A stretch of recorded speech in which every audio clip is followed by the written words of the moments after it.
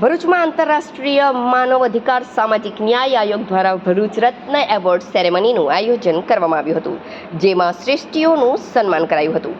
ભરૂચ રત્ન award 2026નું આંતરરાષ્ટ્રીય માનવ અધિકાર સામાજિક ન્યાય આયોગ દ્વારા રવિવારે કરેલ આયોજનમાં સમાજમાં ઉત્કૃષ્ટ યોગદાન આપનાર પ્રતિભાઓને બિરદાવ્યા હતા. મુખ્ય અતિથિ વિશેષ તરીકે આંતરરાષ્ટ્રીય સોશિયલ સેલિબ્રિટી અને world human rights ambassador doctor Santosh બજાજે હાજરી આપી હતી. વિશેષ મહાનુભાવો તરીકે ભરૂચ જિલ્લા ભાજપ પ્રમુખ પ્રકાશ મોદી તેમજ ભરૂચ જિલ્લા મધ્યસ્થ સહકારી bank managing director Ajaysinh Rana ઉપસ્થિત રહ્યા હતા.